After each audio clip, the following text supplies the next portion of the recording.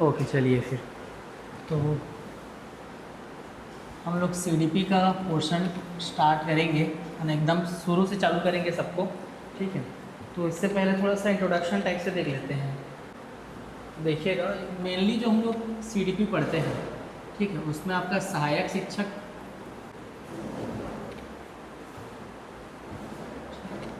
और शिक्षक या फिर व्याख्याता की अगर बात करें तो सब में सीडीपी रहता है, ठीक है। अभी जो नया पैटर्न है उसके अकॉर्डिंग जो मार्क्स डिस्ट्रीब्यूट हुआ है 100 नंबर का होगा, ठीक। 100 नंबर का सहायक शिक्षक और 100 नंबर का शिक्षक भर्ती का। अब इसमें अगर हम लोग देखेंगे तो शिक्षक का भी जो सुनने में आ रहे हैं कि 70 नंबर का क्या होगा, कोर सब्जेक्ट होगा, है ना। जैसे मैथ्स है तो मैथ 70 नंबर का आएगा, ठीक है। और 5 नंबर का हिंदी, 5 नंबर का इंग्लिश, 5 नंबर का कंप्यूटर होगा और 5 नंबर का जीएस या फिर जीके, जो भी मान लीजिए इसको जीएससी के वाला पोर्शन रहेगा, ठीक। तो ये टोटल डिस्ट्रीब्यूशन हो गया आपका 100 मार्क का, ठीक है ना। और एक अपन छोड़ रहे हैं, उसमें 10 मार्क का क्या है, सीडीपी है ना। 10 नंबर का सीडीपी आएगा।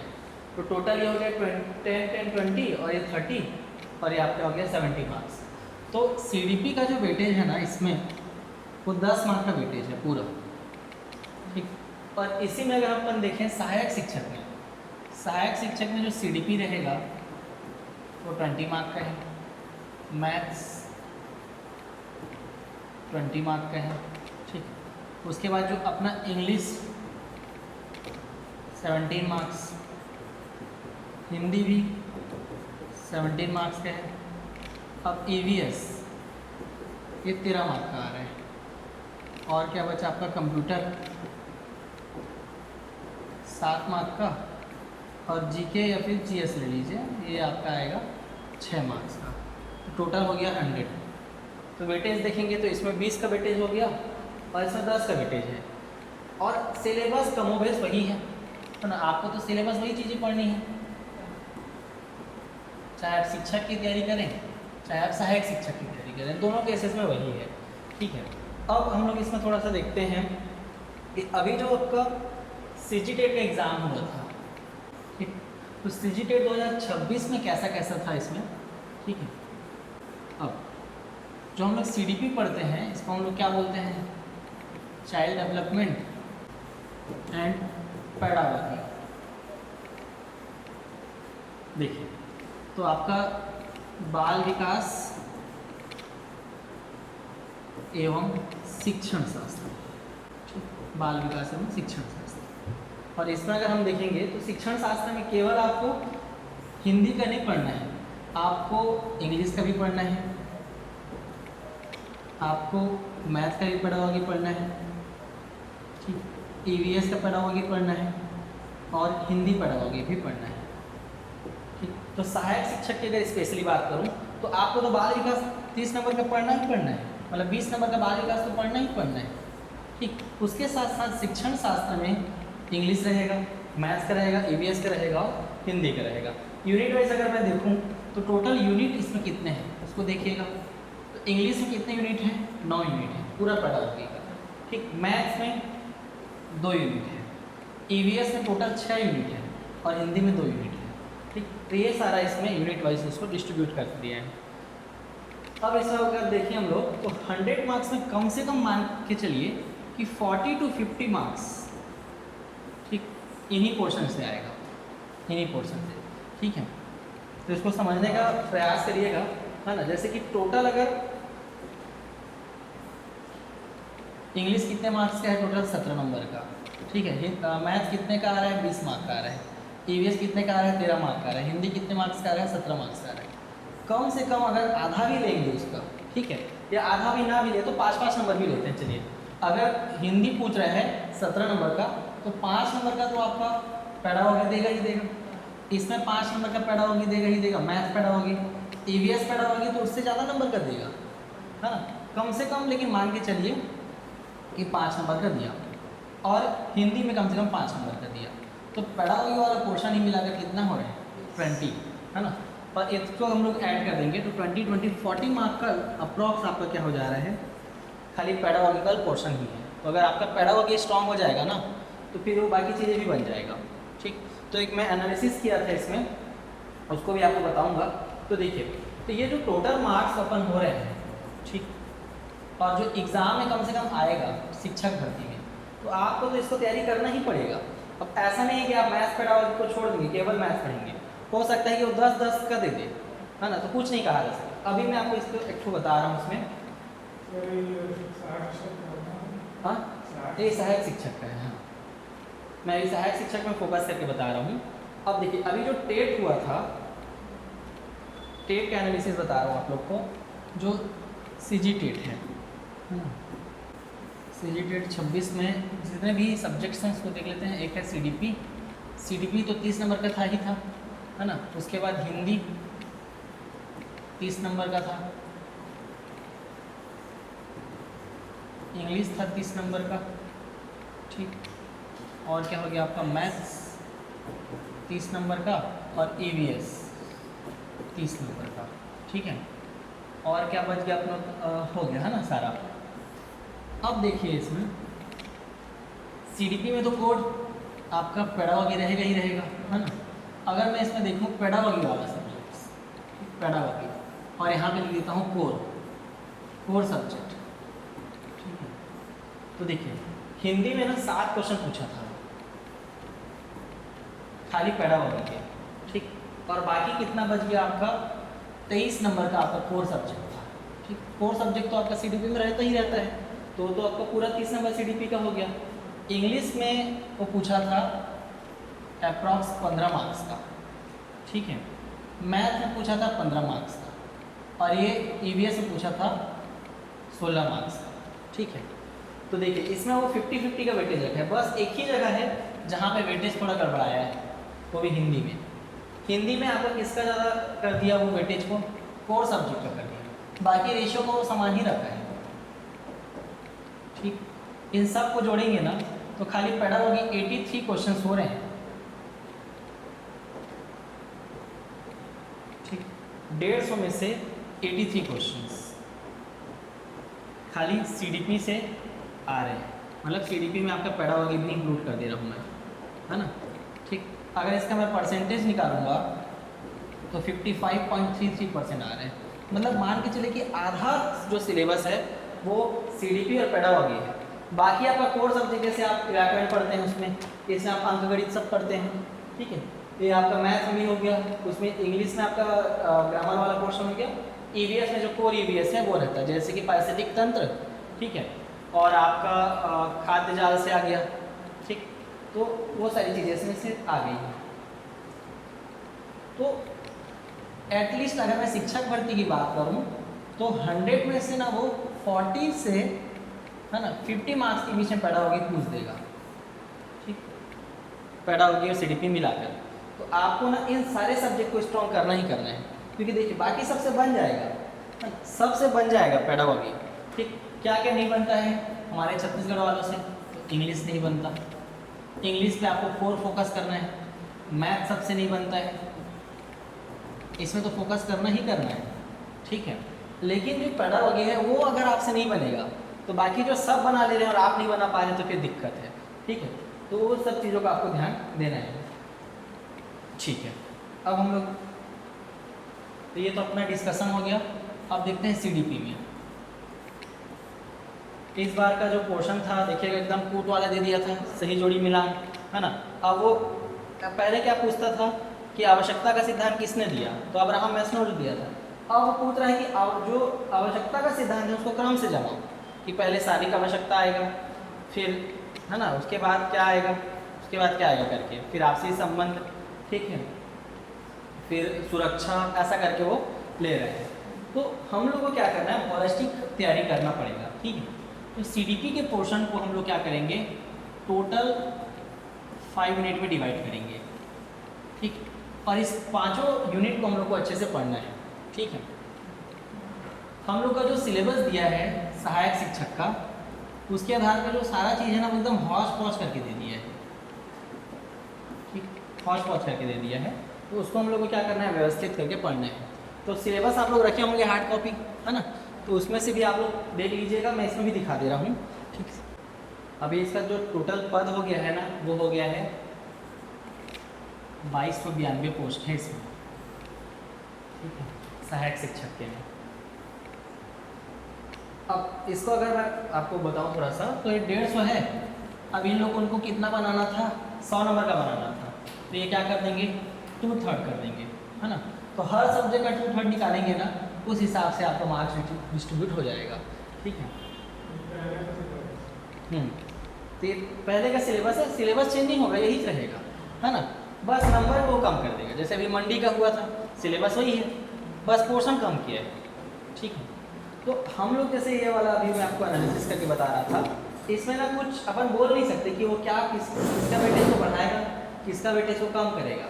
ठीक है, पिछले बार तो वो पेडागोगी दिया ही नहीं था, इस बार वो मेंटेन कर रहा है मैथ्स पेडागोगी और, है ना, जो मैथ्स कोर मैथ्स है उसको, तो हम लोग एज्यूम ही नहीं कर सकते वो क्या पूछ सकता है।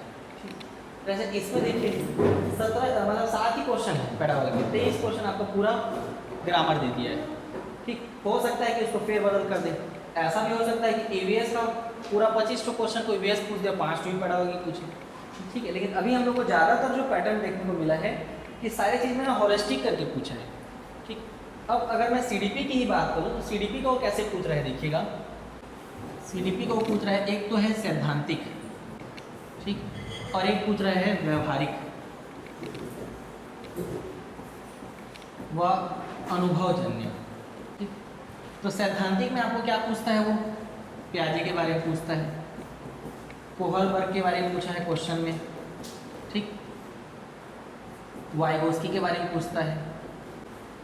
तो ये आपके जितने भी थ्योरेटिकल पोर्शन है उससे पूछ रहे हैं। व्यवहारिक में आप इस खन्ना क्लास के टीचर हैं तो आप क्या करेंगे, ठीक, कैसे पेड़ लगाने का पूरा क्रम बताओ बोल रहे हैं, तो ये व्यवहारिक है और अनुभवजन्य है। ठीक है, इस हिसाब से। और अगर हम लोग देखें सहायक शिक्षक में, तो आपको तो पूरा इसमें पेडागोगी वाला पोर्शन दे दिया है ज़्यादातर। देखिए, बाल विकास का परिचय, बाल विकास की अवधारणा, विकास की अवस्थाएं, तो विकास की अवस्था से भी क्वेश्चन पूछा था, है ना, कि निम्न में से कौन सी विकास की अवस्था, मतलब विकास के सिद्धांत के आधार पर क्या है करके वो पूछा था। ठीक, कि निम्न में से विकास के सिद्धांत हैं ऐसे करके। ठीक, गर्भावस्था से क्वेश्चन पूछा था कि जो शिशु का सर और धड़ का अनुपात कैसे होता है, शरीर और उसका सर का अनुपात, तो क्या था, 1:4 था। ठीक है, और इसमें आपका बाल्यावस्था से क्वेश्चन पूछा था। ठीक है, कि मिथ्या परिपक्वता की काल किसे कहते हैं, वो व्यापक में आंसर लिया है किशोरावस्था, है ना। तो ये क्वेश्चन वैसे पूछा है, शारीरिक, संज्ञानात्मक और सारे विकास के बारे में पूछा है। विकास को प्रभावित करने वाले कारक, प्रगति एवं पोषण, निरंतरता व अनिरंतरता, प्रारंभिक एवं परवर्ती बाद के अनुभव, बाल विकास की सामाजिक एवं सांस्कृतिक पृष्ठभूमि, तो वाइगोस्की हो गया। बच्चों के अध्ययन के तरीके, तो बच्चों के जो हम लोग अध्ययन कर सकते हैं उस हिसाब से हमको उसको बताना है। ठीक, शारीरिक व गत्यात्मक विकास, शारीरिक नियंत्रण व समन्वय का विकास, है ना, तो ये अभी पूछा था, इसमें सेफियो मॉडल दे दिया था, है ना, सीजी टेट के एग्जाम में। ठीक, तो ये 2 टाइप के होते हैं, एक प्रॉक्सिमेट डिस्टल होता है, एक सेफियो कॉडल होता है। प्रॉक्सिमेट डिस्टल क्या होता है बताइए, और सेफियो कॉडल क्या होगा। प्रॉक्सिमेट डिस्टल क्या होगा, समीप दूरस्थ है, और सेफियो कॉडल क्या है, शीर्षा, है ना, सिरस्थ दूरस्थ ऐसा करके रहता है। ठीक, तो देखिए अब उसको इंग्लिश में ही याद करिएगा, ये हिंदी में थोड़ा कन्फ्यूजन क्रिएट होता है। संवेगात्मक व नैतिक विकास, सूक्ष्म गतिक कौशल, स्थूल गतिक कौशल से क्वेश्चन बनता है। ठीक, नैतिक विकास कोहलबर्ग से भी क्वेश्चन डाला था। तो हाँ, इस सब चीज़ से क्वेश्चन ये क्या कर रहा है, पूछ रहे हैं। ठीक, देखिए, शरीर के अंगों के अनुपात में बदलाव, ऊंचाई व वजन की वृद्धि। ठीक है, सीखना एवं संज्ञान का विकास, सीखना क्या है, तो ये सारी चीज़ें आप यहाँ से क्वेश्चन को पूछ रहे हैं। ठीक, तो ये तो आपका कोर हो गया पूरा। ठीक है, अब हिंदी में अगर मैं बात करूँ तो 2 यूनिट बोला था, ये वाला 2 यूनिट है, यूनिट नंबर 7 और यूनिट नंबर 8। ठीक है, और एक और यूनिट दे दिया है यहाँ पे मूल्यांकन, तो टोटल 3 यूनिट हो गए। शिक्षा में 2 यूनिट करके दिया है वो। ठीक, तो टोटल यहाँ पे 3 यूनिट हो गए। मूल्यांकन तो सब में है। ठीक है, तो ये हो गया आपका पेडागोगी वाला पोर्शन। और इसमें देखिए, कॉम्प्रिहेंशन में आपको दिया रहेगा पैसेज, अभी इस बार तो पूरा 3 पेसेज दे दिया था सीजी टेट में, 3 पेसेज पूरा भर दिया था। तो उस पेसेज के अंदर में क्या रहेगा, ग्रामर, और उसी के अंदर में क्या रहेगा, वो क्या रहेगा। तो इसको आपको क्या करना है, सॉल्व करना है उसी हिसाब से, ठीक है। फिर ये 9 टॉपिक क्या के हैं, पूरे पेडागॉजी के हैं, ठीक। फिर आता है आपका गणित में। देखिए गणित में मेन 2 जो यूनिट है, ये यूनिट नंबर 1 और यूनिट नंबर 2, इसका अच्छे से हम लोग ना मैं नोट्स बना लिया हूँ, ठीक है। अच्छे से आपको इसको करा दूंगा। पिछले बार का जो किए थे ना उसमें उतना डेप्थ में नहीं गए थे, इस बार डेप्थ में जा सकते हैं आराम से, ठीक है। बैंकिंग यानी क्या होता है, रटना, ठीक। प्रोग्रामिंग मॉडल, उन दोनों में अंतर क्या है। तो बैंकिंग मॉडल किसने दिया है बताइए तो, बैंकिंग मॉडल के जनक पाउलो फेरे, है ना, एग्जाम में आता है, ठीक। और प्रोग्रामिंग मॉडल किसने दिया है या किससे संबंधित है। ऑपरेंट कंडीशनिंग किसने दिया है, स्किनर ने दिया है, तो स्किनर से संबंधित है। सीखना यानी समझ निर्माण किसका है, प्याजे का है और वाइगोस्की का है ना। तो ये सबसे क्वेश्चन आता है। सीखने का मॉडल कैसा होता है, शिक्षण की प्रचलित प्रथाएं, तो आपको सारा चीज़ उसमें पढ़ना है। जैसे प्रचलित प्रथाओं में क्या क्या आता है, समस्या समाधान आता है, ठीक है, और क्या आता है, खोज विधि आता है, ठीक, करके सीखना आता है। तो ये सारी चीज़ें शिक्षण की प्रचलित प्रथाओं में आ जाएगा। रचनावाद, अमूर्त सोच का विकास, ठीक, अवधारणात्मक और प्रक्रियात्मक ज्ञान, ठीक है। तो इन सब से क्वेश्चन पूछता है, इसको डिटेल अपने को करना है अच्छे से, ठीक। ओके, तो इसमें पेडागॉजी का हो गया। अब ये आपका कोर क्या है, इसमें मैथ्स है। अच्छा, इसमें 2 चीज़ें और हैं, इसको ना आप लोग बल्कि अपडेट कर लीजिएगा। जो व्यापक पूछता है लेकिन लिखता नहीं है। एक पूछता है कैलेंडर से, है ना, और एक पूछ देता है घड़ी से। ये रीजनिंग का क्वेश्चन है, 2019 के पेपर में है, देखिएगा कि ये फलक घड़ी है ना, और कितने एंगल का कोण बनाता है या फिर कैसा करता है, क्योंकि एक क्वेश्चन है। कैलेंडर से भी क्वेश्चन पूछा था इस बार कि इस दिनांक को इस तारीख को क्या होता है करके, है ना। ये आपको सिलेबस में नहीं लिखा है, लेकिन वो आपके क्वेश्चन पेपर में आपको दिखाई देगा ये, ठीक। तो इसको भी आप अपना कर लीजिएगा, यहाँ से एग्जाम में क्वेश्चन आता है, ठीक है, कि वो पूछता है, ठीक, 7:58 हो रहा है तो कितना एंगल का कोण बना है करके, ठीक है। अब देखिए ये ना इसी के अंदर आ जाता है, समय के अंदर। तो समय के अंदर घड़ी भी आता है, कैलेंडर भी आता है, लेकिन लिखा नहीं है, ठीक है। चलिए, फिर पर्यावरण है। तो ये पूरा कोर भैया आपका पेडागॉजी है। स्वयं के पर्यावरण को समझना, इसमें तो सारा वो क्रिटिकली वाला दे दिया था, ठीक। पर्यावरण अध्ययन क्यों पढ़ाएं, तो एक बार इसको अपन कर चुके हैं, ठीक। तो टोटल 6 यूनिट इसमें से हो गए। और अपने शरीर की देखभाल, तो अभी इसमें से क्वेश्चन आया था, क्या क्वेश्चन था, टाइफाइड, है ना। टाइफाइड किस वजह से होता है करके, तो साल्मोनेला वायरस, दूषित भोजन और गंदे पानी से को पीने से होता है, ठीक है। ओके, तो ये सब का भी मेरे पास नोट्स है, इसको अच्छे से कर लेंगे अपन। जैसे ये बताइए आंत्रशोथ क्या होता है, आंत्रशोथ क्या होता है, ठीक। अमीबोआइसिस क्या होता है, मेटा हीमोग्लोबिन क्या होता है, ये सब से आता है। एनीमिया क्या है, रक्त अल्पता एनीमिया होता है, ठीक है। उसको दूर करने के उपाय क्या क्या हैं, ठीक है। यहाँ से क्वेश्चन जैसे आता है कि जो विटामिन ए है वो किस काम का आता है, उसका नाम क्या है, उसके सोर्स क्या है ना, उस सब से क्वेश्चन आता है, ठीक। तो फ्लोरोसिस क्या है, एक एग्ज़ाम में क्वेश्चन पूछा था कि फ्लोरोसिस में, ठीक, ये जल में, ठीक, फ्लोराइड्स की वजह से होता है। तो पूछा था कि जल में फ्लोराइड्स की न्यूनता की वजह से होता है कि अधिकता की वजह से होता है करके क्वेश्चन पूछा था, ठीक है।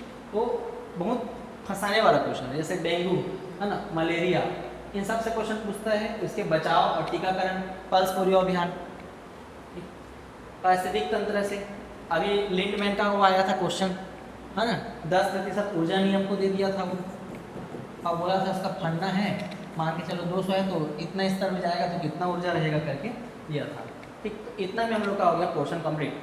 आपका कंप्यूटर और जीएस में पेडागॉजी नहीं है, बाकी आपके 4 सब्जेक्ट में पेडागॉजी है जो हमने अभी डिस्कस किया है। तो देखिए पैटर्न को समझना ज़्यादा ज़रूरी है, ठीक। एग्ज़ाम की तैयारी तो कर रहे हैं लेकिन पैटर्न भी समझना ज़रूरी है, ठीक है। तो ये सब समझ में आ गया। ठीक है, चलिए इसको 2 मिनट में और क्विक बता देता हूँ, है ना। तो ये तो सब आप बेसिक चीज़ें जानते हैं, ठीक। अब इसमें अपन देख रहे थे कि बाल विकास और शिक्षण शास्त्र CDP में। तो शिक्षण शास्त्र से आपको इंग्लिश पेडागोजी पढ़ना है, मैथ्स पेडागोजी पढ़ना है, EVS पेडागोजी पढ़ना है और हिंदी पेडागोजी पढ़ना है, सहायक शिक्षक वालों को, ठीक है। और इसमें आपका हिंदी में 3 यूनिट है, बाकी सब में मैथ्स में 2 यूनिट है, EVS में 6 यूनिट है और इंग्लिश का 9 यूनिट है, ठीक। अभी इसको जो अपन देखे थे वो किस हिसाब से देखे थे, CGTET के हिसाब से देखे थे कि इस पोर्शन में वो मतलब दे सकता है सहायक शिक्षक में, है ना। आगे देखेंगे तो ये उसका मार्क्स का डिस्ट्रीब्यूशन हो गया और 5-5 नंबर का भी देगा, तो 20 नंबर का पेडागोजी हो गया और 20 नंबर का CDP हो गया। तो 100 नंबर में लगभग 40 से 50 क्वेश्चन खाली कहाँ से आएंगे, CDP से, है ना, और पेडागोजी से आएंगे।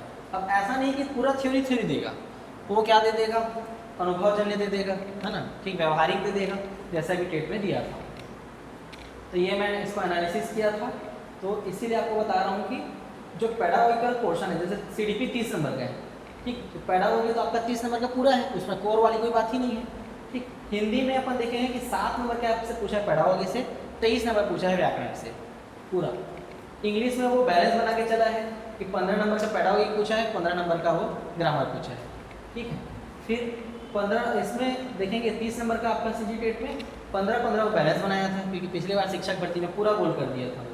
और EVS में इस बार पेडागोजी ज़्यादा है, ठीक है, और मेन जो कोर आपका EVS है वो कम है, इस आधार पे। तो टोटल परसेंटेज निकालेंगे तो खाली CDP और पेडागोजी का आपका 55.33% वेटेज था इस बार CGTET में। तो कम से कम अगर मान के चलिए शिक्षक भर्ती में 40% तो आपका रहेगा ही रहेगा, है ना, ठीक। क्योंकि आपको बच्चों को जब प्राइमरी टीचर बनेंगे तो केवल पढ़ाना आना चाहिए, कंटेंट आना चाहिए, ये जरूरी नहीं है, बच्चे कैसे सीखते हैं, है ना, और उनको कैसे सिखाना है ये जानना भी ज़्यादा जरूरी है। तो हो सकता है कि आपको व्यापम ऐसे क्वेश्चन पूछ दे, ठीक। अब देखिए CDP को 2 तरीके से पूछा था, एक पूरा थ्योरेटिकल पूछता है, एक वो व्यवहारिक व अनुभवजन्य पूछ देता है, अनुभव आधारित। तो ये अपन बात कर लिए, ठीक, सिलेबस भी देख लिए, ओके, ठीक। तो पहला यूनिट आप लोगों ने सारे यूनिट लिखवा दिया था क्या, कि सारे यूनिट एक बार लिखवा दो, क्या क्या पढ़ेंगे उसको। हाँ, शिक्षक भर्ती के हिसाब से बताया, तो सारा यूनिट लिखवा देता हूँ वापस से, है ना। देखिए पहला यूनिट में हम लोग क्या क्या पढ़ेंगे, लिख लीजिएगा। पहला अपने को पढ़ना है वृद्धि एवं विकास। देखिए इससे पहले ना CDP में इतिहास क्रम और सारा वाद पढ़ते हैं, लेकिन उसको मैं आखिरी में कराऊंगा, क्योंकि आप यूज टू ही नहीं है तो कैसे जानेंगे, है ना। तो पहले हम लोग बेसिक चीज़ों को समझते हैं, फिर आगे पढ़ेंगे, है ना। तो वृद्धि एवं विकास, दूसरा क्या है, विकास के सिद्धांत। अभी क्वेश्चन आया था विकास के सिद्धांत से, ठीक। इसमें 13 विकास के सिद्धांत अपने को पढ़ना है। तीसरा आपको पढ़ना है विकास की अवस्थाएं। चौथा विकास के आयाम, और 5वां है विकास को प्रभावित करने वाले कारक। ये 5 मिनट पहले लिख लीजिए। देखिए तो ये लगभग ना 30-32 दिन जाता है, लेकिन इसको हम लोग क्योंकि एक बार पढ़ चुके हैं तो आपसे फास्ट हो जाएगा, है ना, बहुत ज़्यादा इसमें समय लगने वाली बात नहीं है। फिर यूनिट नंबर 2 में अपने को क्या पढ़ना है, बुद्धि, दूसरा चिंतन, तीसरा आता है सृजनात्मकता, चौथा पढ़ना है आपको, ठीक, व्यक्तित्व, और 5वां है व्यक्तित्व भिन्नता या फिर व्यक्तिक भिन्नता भी इसको बोल देते हैं। फिर यूनिट नंबर 3 में देखिए पहला आपको पढ़ना है इसमें अभिप्रेरणा, दूसरा पढ़ना है इसमें अधिगम, ठीक, अभिप्रेरणा, अधिगम, और फिर तीसरा हम लोग पढ़ेंगे मूल्यांकन, चौथा समावेशी शिक्षा, और 5वां है बालक समस्या समाधानकर्ता के रूप में और वैज्ञानिक अन्वेषक के रूप में। ये अपने को पढ़ना है। और इसको एकदम डिटेल से पढ़ेंगे अच्छे से, और इससे क्वेश्चन बनता ही बनता है। यूनिट बहुत छोटा दिख रहा है, लेकिन व्यक्तित्व में पूरा व्यक्तित्व का मापन पढ़ेंगे। ठीक, बुद्धि में आपका IQ पढ़ना पड़ेगा, बहुत डिटेल में जाते हैं इसमें, है ना। बालक एक समस्या समाधान करता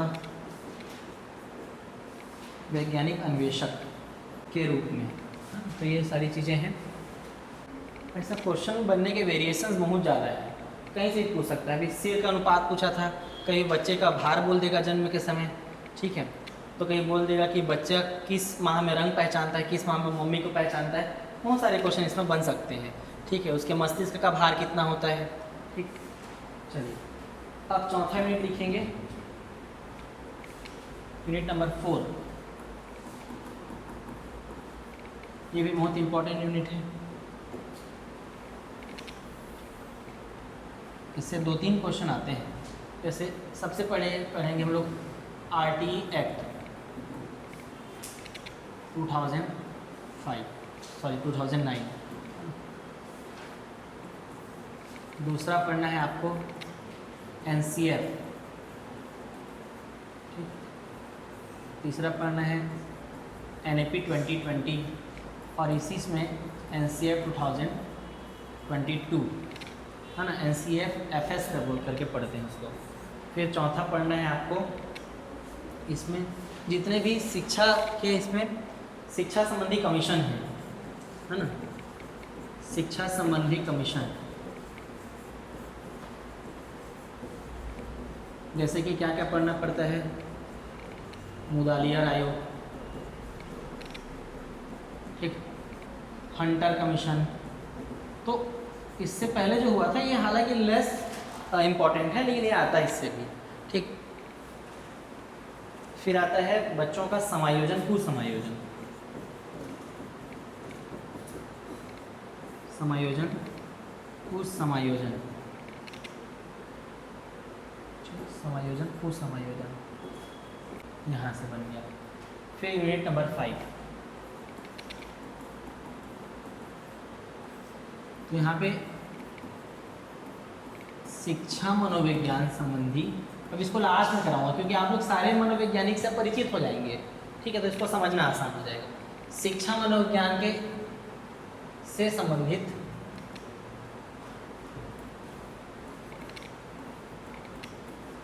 सारे वाद, जैसे कि क्या क्या वाद होता है, प्रयोजनवाद, प्रगतिवाद, गेस्टाल्टवाद, है ना, ठीक, मानवतावाद, ये।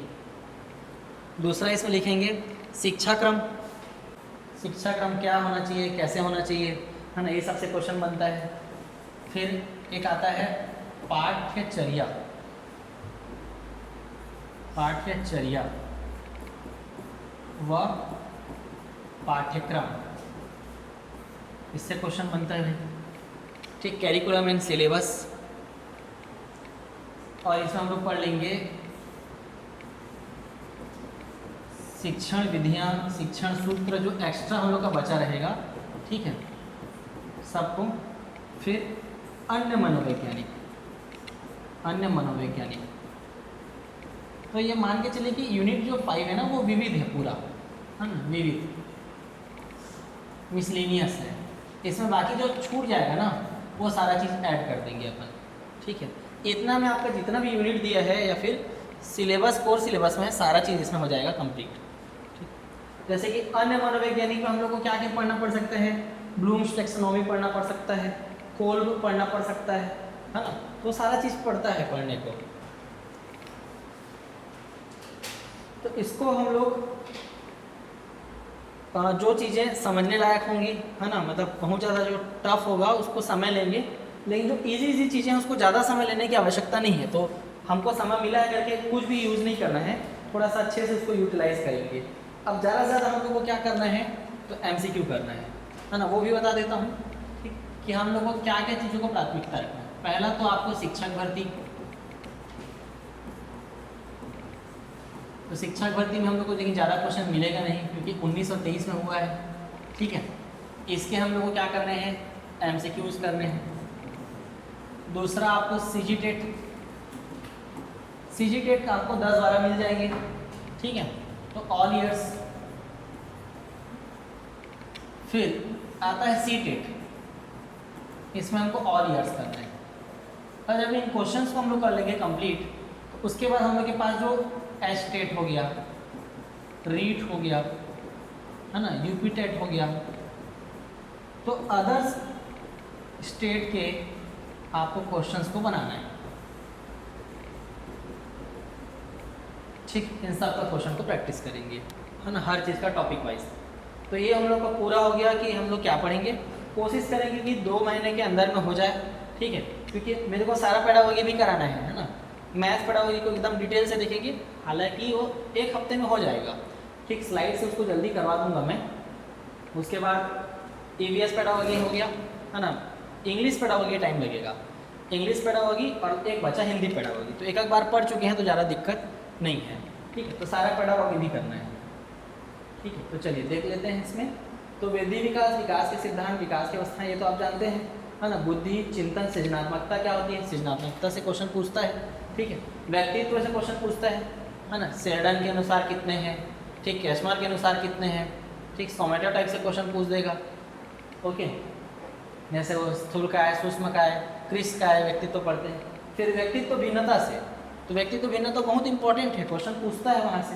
फिर अभिप्रेरणा से क्वेश्चन पूछता है, ठीक, सकारात्मक अभिप्रेरणा क्या है, नकारात्मक अभिप्रेरणा क्या है, अधिगम, अधिगम वक्र, ठीक, अधिगम की विधियाँ, ये सब। मूल्यांकन, तो मूल्यांकन में कितने प्रकार के मूल्यांकन होते हैं बताइए, योगात्मक मूल्यांकन और रचनात्मक मूल्यांकन मेनली। ठीक है, फिर समावेशी शिक्षा, समावेशी शिक्षा में आपको पढ़ना है CWSN। ठीक,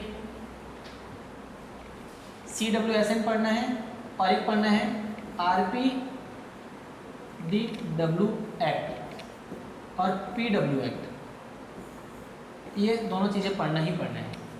CWSN क्या है भाई, तो चाइल्ड विथ स्पेशल नीड है ना, CWSN का फुल फॉर्म। फिर RPDW एक्ट क्या है, कब आया था, ये आया था 2016 में, है ना, मतलब इस पर अपडेट कर दिए हैं।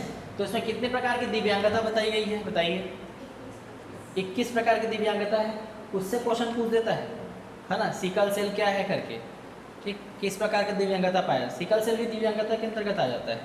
सिकल सेल एनीमिया, एनीमिया के बहुत सारे प्रकार होते हैं। ठीक, फिर एक PWD एक्ट क्या है, तो उसी का अपग्रेडेड फॉर्म है, 1995 में आया था। उसमें टोटल कितने थे, कितने दिव्यांगता थी उसमें, 14 प्रकार की थी, बाद में 7 और जोड़ दिए थे, है ना, वही अपडेट करके PWD एक्ट बना है।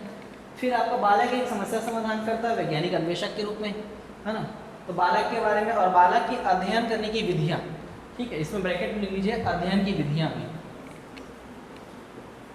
अध्ययन की विधियाँ।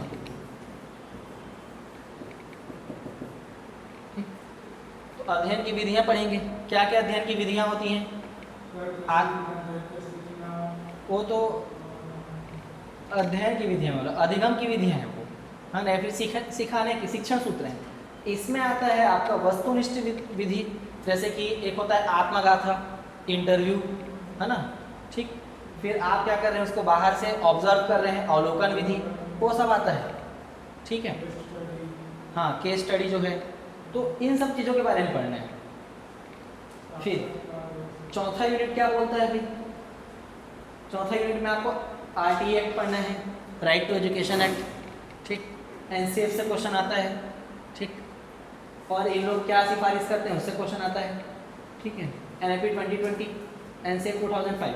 अब जितना भी प्रकार का पेडागोगी है, जो जो सब्जेक्ट, उन सब में ना NCF से क्वेश्चन लगा के पूछ देता है। ठीक है, जैसे कि गणित शिक्षण की उद्देश्य कितने हैं, ठीक है, किसके अनुसार कितने उद्देश्य हैं, ऐसे करके पूछ देता है। ठीक है, तो NIP 2020 ये इंपॉर्टेंट है। इसमें लक्ष्य पूछ देता है, जैसे FLN के लक्ष्य क्या है, FLN मतलब क्या होता है, फंडामेंटल लिटरेसी एंड न्यूमेरेसी। उसमें 2027 तक सारे बच्चों को क्या कर देना है, ठीक, जो बेसिक अंक ज्ञान है, अंक गणित है, उन सब के बारे में उनको क्या कर देना है, साक्षर कर लेना है या फिर सिखा देना है। ठीक, फिर शिक्षा संबंधी जितने भी कमीशन हैं, तो सारे कमीशन के बारे पढ़ लेंगे। ठीक है, जैसे कि ओके, अब आगे देखते हैं। तो इन सब चीज़ों के बारे में आपको पढ़ना है। हाँ, शिक्षा क्रम से तो शिक्षा क्रम में जो जो बदलाव आए हैं ना, यही सारी चीज़ें हैं, ठीक, जो अपन देखेंगे। थोड़ा सा हम लोग को उसमें चेंजेस देखना है कि हम लोग और क्या कर सकते हैं शिक्षा के लिए, है ना, कि पहले शिक्षा का पद्धति कैसा था, अभी कैसा है, वो सबको देखना है ना। जैसे पहले ज़माने में क्या गुरुकुल शिक्षा पद्धति हुआ करती थी, तो कैसे करते बदलते हुए आया है, मैकाले क्या किया है, उन सब के बारे में। तो ये मिसलिनियस है, ये ना ज़्यादा दिन नहीं जाता है, 4-5 दिन में कंप्लीट हो जाता है। पाठ्यचर्या और पाठ्यक्रम में अंतर पूछ देता है, ठीक है। तो ये उतनी ज़्यादा इंपॉर्टेंट नहीं है। शिक्षण विधियाँ आप लोग आगे भी पढ़ोगे, लेकिन यहाँ पे जो हम लोग शिक्षण सूत्र या विधियाँ पढ़ेंगे ना, वो सब में काम आएगा आपका, वो हर प्रकार के पेडागोगी में काम आएगा, क्योंकि आगमन विधि निगमन विधि सब में होता है, ठीक है। और क्या क्या विधि होता है, अवलोकन विधि होता है ना, मतलब अन्वेषण विधि होता है, समस्या समाधान विधि होता है, करके सीखना होता है, ठीक है, ह्यूरिस्टिक विधि, ठीक, वही खोज विधि है, ओके। और अन्य मनोवैज्ञानिक जो भी हम लोग को 17 प्रकार के मनोवैज्ञानिक दिखेंगे वो सबको पढ़ लेंगे, ठीक है। कोल्ब हो गया, ब्लूम का टैक्सोनॉमी हो गया, ठीक है, तो उन सबको अपन देखेंगे इसमें, ठीक है। तो इन सब का आपको एमसीक्यू भी करना है, फिर इतना में हो जाएगा कंप्लीट। चलिए, तो नोट्स एक बार बना चुके हैं तो वापस से नोट्स बनाएंगे कि उसी को अपडेट करेंगे, कैसे करेंगे बताइए, क्योंकि एक बार आप लोग बना चुके हैं, है ना, तो शुरू से कर लेते हैं, कोई दिक्कत नहीं है ना। जब कर रहे हैं तो शुरू से ही नोट्स बना लेंगे, और जो लोग लिख चुके हैं ना, आप लोग अपडेट कर लीजिएगा, है ना। उसी को आप लोग बार बार कितना लिखेंगे, अब तो मेन जितना रिवीजन करेंगे उतना ज़्यादा अच्छा है, ठीक है। तो ये भूलने को हो जाता है। अब मैं भी कुछ जो नया अपडेट होगा वो करवा दूंगा, अपडेट करने लायक चीज़ें तो अपडेट कर लीजिएगा। तो ये हम लोग का यूनिट नंबर 1। तो हम लोग को मेन जो पढ़ना है वृद्धि विकास, पहले पढ़ना है अंतर, तो वृद्धि विकास में अंतर पढ़ेंगे तो बाकी चीज़ें भी हो जाती हैं। फिर दूसरा है विकास के सिद्धांत, तो विकास के सिद्धांत में 13 प्रकार के सिद्धांत अपन देखेंगे, और इनसे वो बार बार क्वेश्चन पूछता है, जैसे कि निरंतरता का सिद्धांत, ठीक है, और क्या होता है निश्चित क्रम का सिद्धांत, ठीक, और क्या क्या पढ़े हैं आप लोग बताइए। सिद्धांत में रेखीय बनाम चक्रीय सिद्धांत आता है, ठीक है, और प्रत्यागमन का सिद्धांत, तो ये सारी चीज़ें इसमें आ जाती हैं, ठीक है। अब विकास की अवस्थाओं में 4 अवस्थाएं होती हैं, गर्भावस्था, शैशवावस्था, बाल्यावस्था और किशोरावस्था, ठीक है।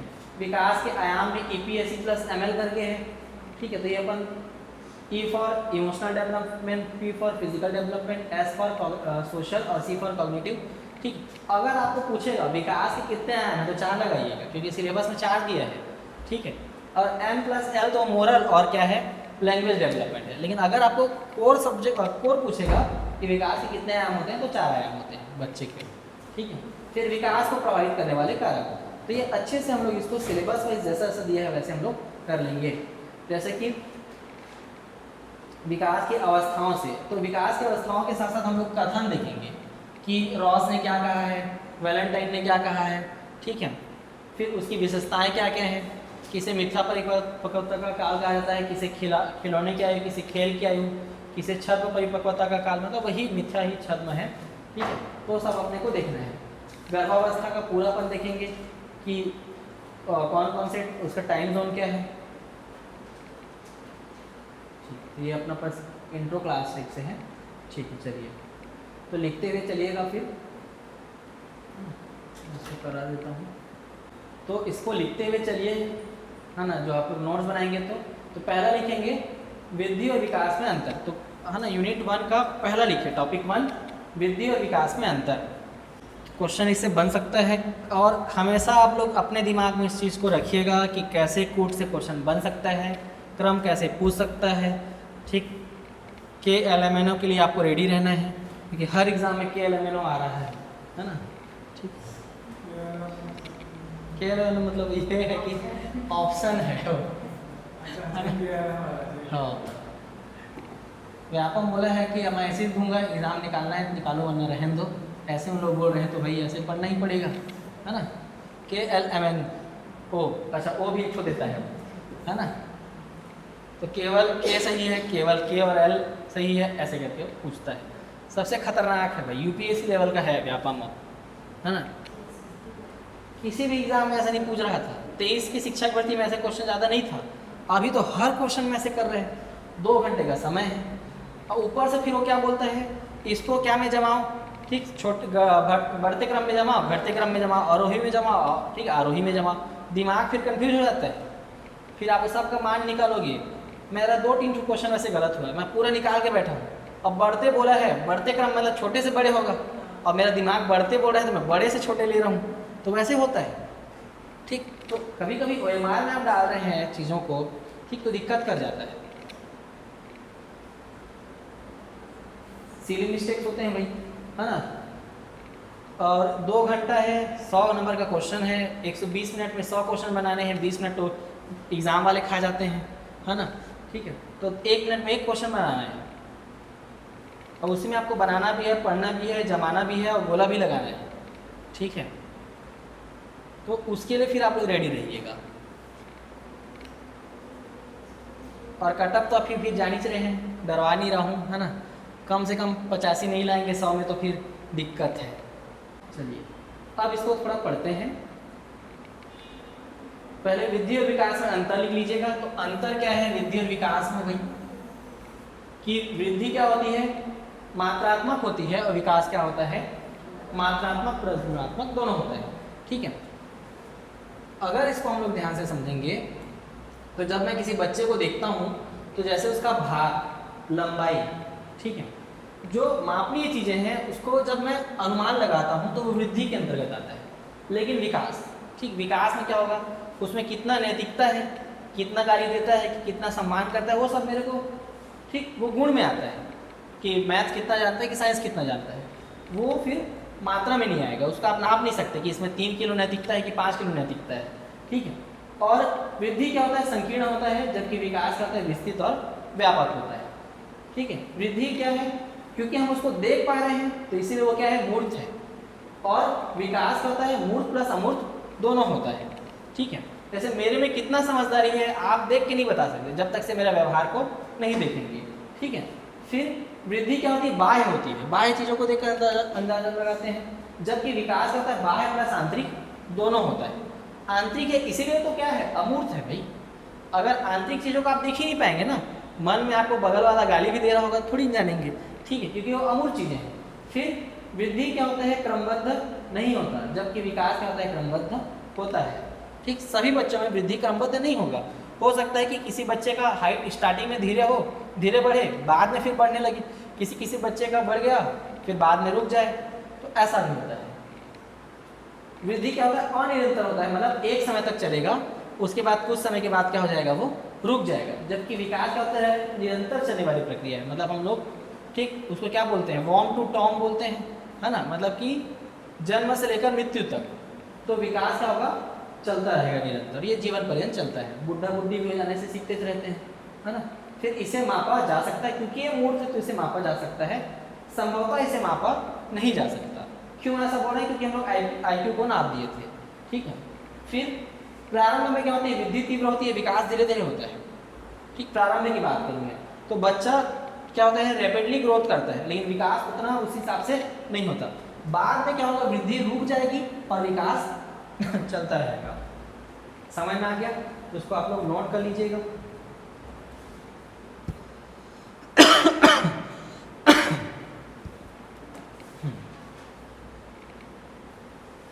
चलिए, समझ में आ गया क्या।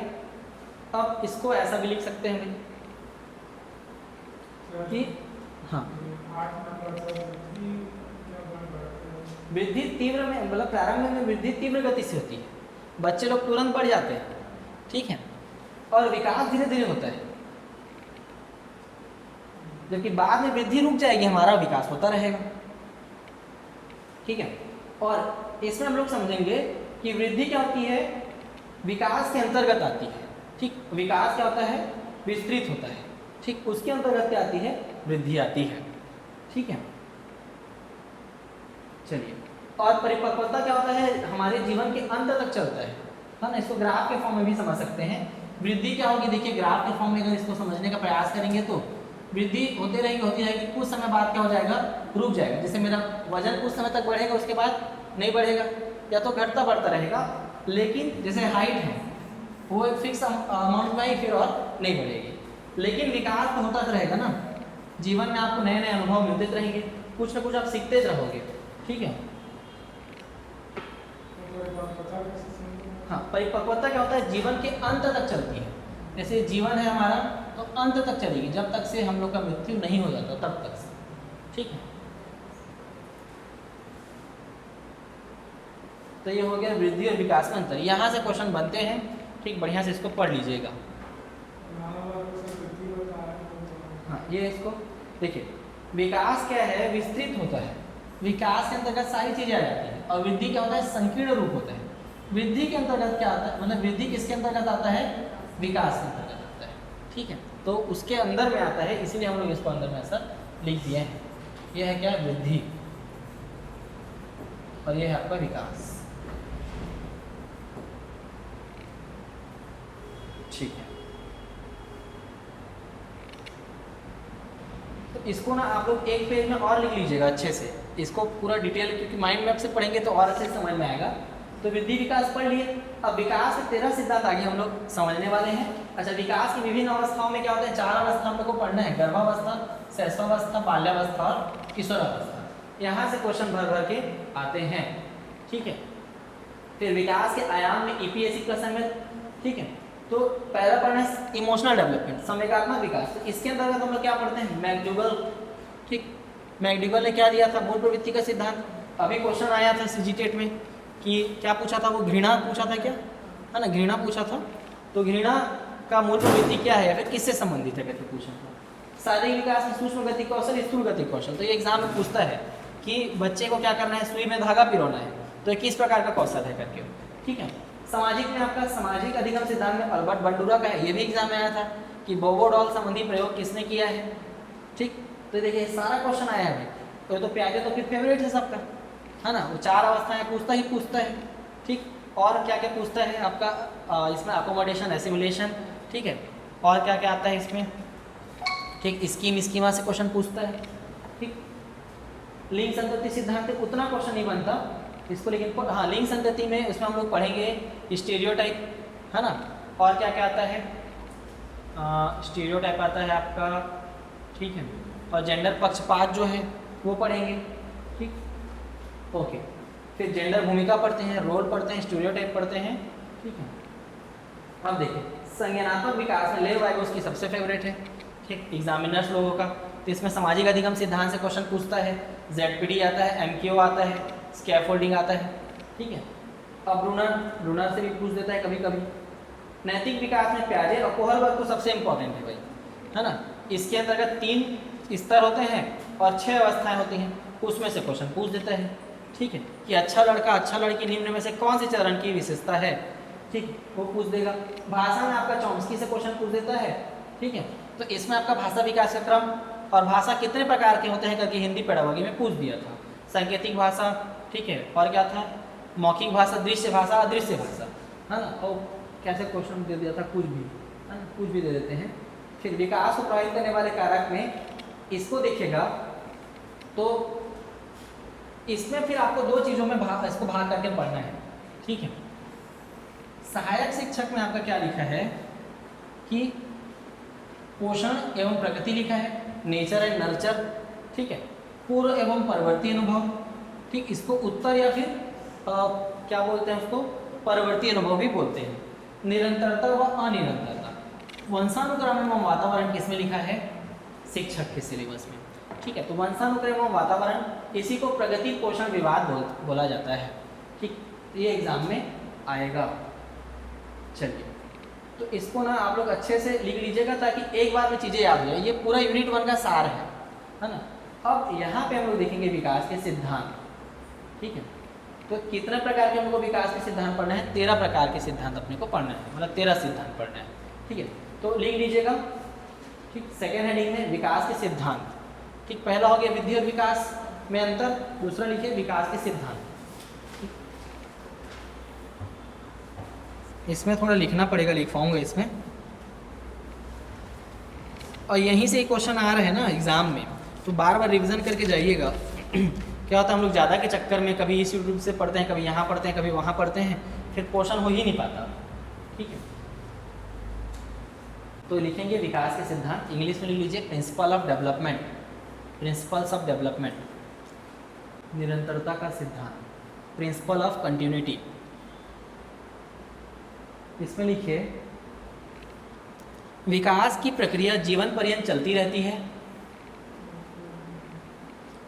विकास की प्रक्रिया जीवन पर्यंत चलती रहती है, केवल उसके दर में कमी या वृद्धि होती है, केवल उसके दर में कमी या वृद्धि होती है, केवल उसके दर में कमी या वृद्धि होती है। ये पहला हो गया। अब देखिए कैसा कमी या वृद्धि होगा, तो जैसे शैशवावस्था हो गया, ठीक, फिर आता है बाल्यावस्था, फिर आता है किशोरावस्था। तो इस अवस्था में अगर हम लोग देखेंगे लंबाई को, तो शैशवावस्था में क्या होता है कि वृद्धि तीव्र गति से होती है लंबाई, बाल्यावस्था में थोड़ा सा रुक जाता है, लेकिन किशोरावस्था आते आते वापस से ग्रोथ करने लगता है। ठीक, एक चीज और आपको ध्यान रखना है कि विकास का क्रम क्या होता है, निश्चित होगा कि अनिश्चित होगा, निश्चित होगा, लेकिन विकास की दर क्या होती है, ठीक, इसको आपको ध्यान रखना है, दर क्या हो जाएगा, अनिश्चित। और यहाँ से पूर्व क्वेश्चन या फिर वो कथन निष्कर्ष से क्वेश्चन बना सकता है। ठीक है, चलिए एग्जाम्पल में इसको लिख लीजिए कि बालक की लंबाई शैशवावस्था में बढ़ती है, बाल्यावस्था में थोड़ा कम हो जाती है, फिर किशोरावस्था में वापस से बढ़ने लगती है। अब विकास का क्रम निश्चित होगा, क्यों बोल रहे हैं हम लोग, क्योंकि पहले शैशवावस्था आएगा, उसके बाद बाल्यावस्था, फिर किशोरावस्था, फिर आपका और आगे हम लोग फिर जाएंगे प्रौढ़ावस्था की तरफ। तो क्रम निश्चित होता है लेकिन दर निश्चित नहीं होता है ना। यही अगर दर निश्चित नहीं है तो यही क्या है, व्यक्तिक भिन्नता का सिद्धांत है, क्योंकि दर हमारा निश्चित नहीं है। ठीक है, चलिए दूसरा लिखिए,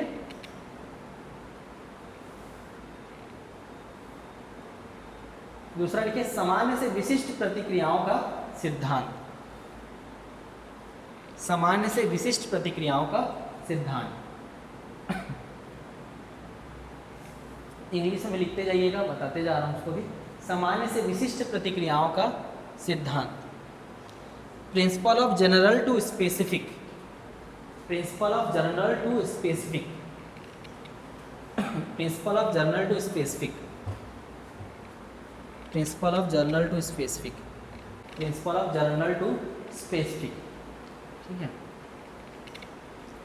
चलिए तो लिखेंगे,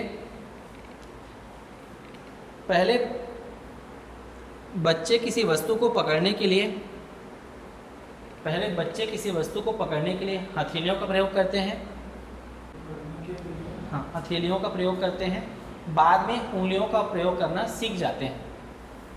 तो ये हो गया सामान्य से विशिष्ट प्रतिक्रियाओं का सिद्धांत, है ना। तो बच्चे किसी वस्तु को पकड़ने के लिए हथेलियों का प्रयोग करते हैं, बाद में ठीक उंगलियों से पकड़ना सीख जाते हैं, फिर उंगलियों का उपयोग करने लगते हैं। ठीक है, तो ये हो गया क्या, सामान्य से विशिष्ट प्रक्रियाओं या फिर प्रक्रियाओं का सिद्धांत, principle of general to specific.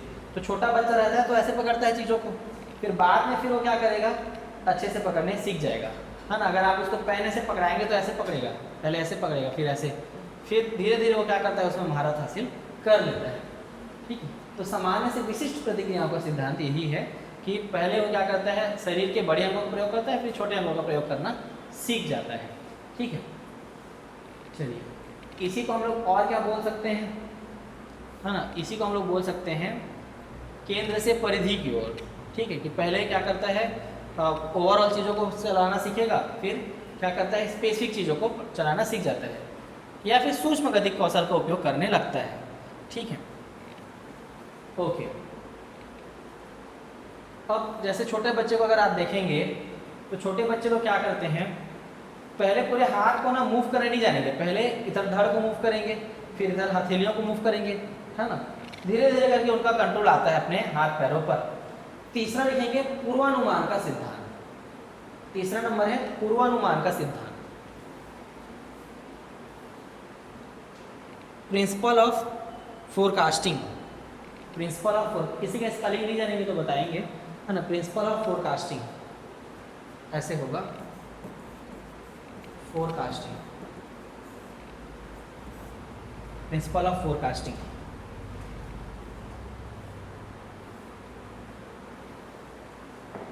तो इसमें लिखेंगे विकास का पूर्वानुमान किया जा सकता है। विकास का पूर्वानुमान किया जा सकता है। विकास का पूर्वानुमान किया जा सकता है। परस्पर संबंध का सिद्धांत, परस्पर संबंध का सिद्धांत, या फिर इसको सहसंक्रिया या सहसंबंध का सिद्धांत भी लिख सकते हैं। ठीक है, वही बात है। ठीक, स्लैश में लिख लीजिए समन्वय का सिद्धांत। तो सहसंक्रिया या सहसंबंध स्लैश समन्वय का सिद्धांत, तो इसको ना इंग्लिश में लिख लीजिएगा, principle of coordination and slash inter relation. Principle of coordination slash inter relation. Inter relation, ठीक, इंटर रिलेशन हो गया। देखिए होता क्या है कि विकास जब होता है तो विकास के आयाम एक दूसरे को प्रभावित करते हैं। किसी बच्चे का अगर शारीरिक विकास नहीं हुआ है, ठीक है, तो उसका बौद्धिक विकास करने में उसको क्या होगा, मुश्किल का सामना करना पड़ेगा।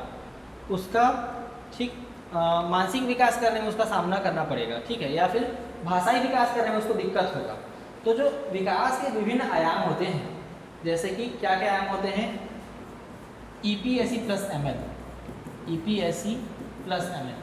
अगर इसमें से एक भी आयाम क्या होगा, प्रभावित होगा, तो क्या दिक्कत करेगा वो, एक भी आयाम अगर प्रभावित होगा तो वो दूसरे आयाम को क्या करता है, इम्पैक्ट डालता है। तो लिखेंगे इसका एक्सप्लेनेशन में, आयामों के मध्य पारस्परिक संबंध होता है। आयामों के मध्य पारस्परिक संबंध होता है। आयामों के मध्य पारस्परिक संबंध होता है। ये हो गया, इसको लिख लीजिए EPSE प्लस ML। आयामों के मध्य पारस्परिक क्या होता है, संबंध होता है। तो EPSE plus ML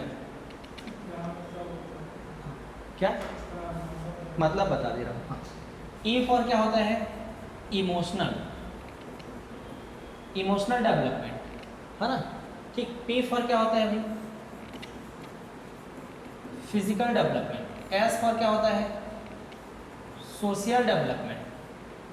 C for होता है कॉग्निटिव डेवलपमेंट। ठीक, M फॉर होता है मोरल डेवलपमेंट, इसको मैं अलग से लिख पाऊंगा। L फॉर होता है लैंग्वेज डेवलपमेंट। ठीक है,